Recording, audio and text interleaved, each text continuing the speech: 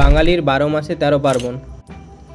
এই সমস্ত উৎসবগুলির মধ্যে সকলের পছন্দের তালিকায় প্রথমের দিকেই থাকে দোল বা হোলি।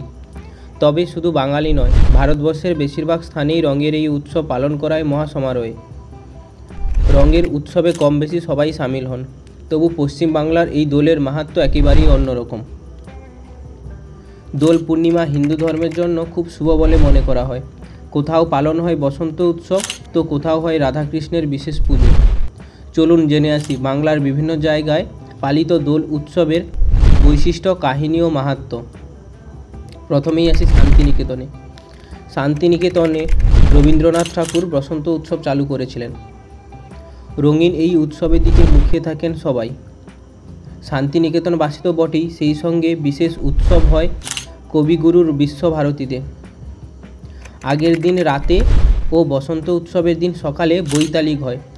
এরপর ধীরে ধীরে বিশ্বভারতী ছাত্রছাত্রীরা কাঠি নাচ ও বসন্তের গানে নাচে উদযাপন করেন ঋতুরাজ বসন্তকে। মহিলারা পরেন হলুদ শাড়ি ও পুরুষেরা সাদা পাজামা পাঞ্জাবি, গলায় থাকে উত্তরীয়। আবিরের রঙে আরও বেশি করে রঙিন হয়ে ওঠে রাঙামাটির এই দেশ। প্রতি বছর এই বসন্ত উৎসবের টানে এখানে ভিড় জমান লক্ষাধিক মানুষ। এরপর আসি নবদ্বীপ। এই দিনই শ্রী চৈতন্য মহাপ্রভুর জন্মতিথি বলে জানা যায়। বিশেষ উৎসব পালিত হয় হিন্দু বঙ্গ সমাজে।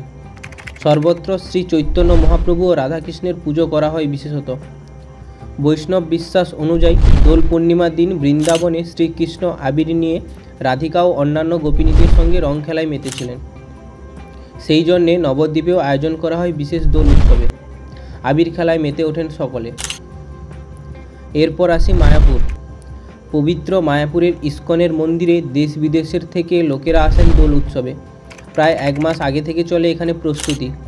কৃষ্ণপ্রেমী বিদেশিরাও রঙের উৎসবে সামিল হন আনন্দ ও নিষ্ঠার সঙ্গে। এরপর আসি মদনমোহন মন্দির।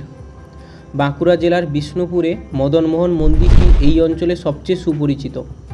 1600 খ্রিস্টাব্দের শেষ দিকে রাজা দুর্জান সিং দেব এই মন্দিরের নির্মাণ করেছিলেন।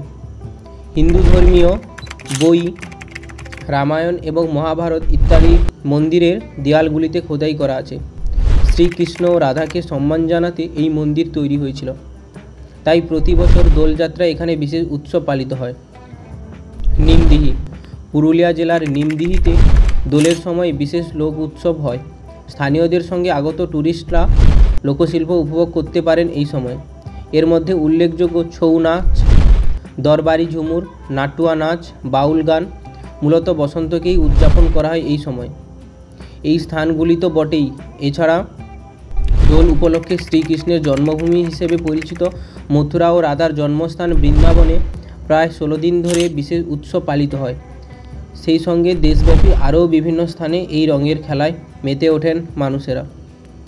এই বছর তাহলে আপনিও বছরের এই একটি দিনে নিশ্চয়ই সামিল হচ্ছেন এই উৎসবে এবং সাথে সাথে রাঙিয়ে তুলুন নিজেকে এবং পরিবার ও বন্ধুদেরকে। তবে বিশেষ সতর্কতা বজায় রেখে কুকুরসহ অন্যান্য প্রাণীদের রং মাখাবেন না কিংবা ছড়াবেন না। কথা না বলা অবলা প্রাণীদের রং থেকে দূরে রাখুন। এরকম আরও নিত্য নতুন ইনফরমেশান পেতে আজই আমাদের চ্যানেলটিকে সাবস্ক্রাইব করুন এবং আমাদের page knows the unknown fact follow করুন। সবাই সঙ্গে থাকুন, সাথে থাকুন। আজ আসি, দেখা হবে নতুন আরও একটি ভিডিওতে। সবাই সাবধানে থাকুন, সুস্থ থাকুন। টাটা।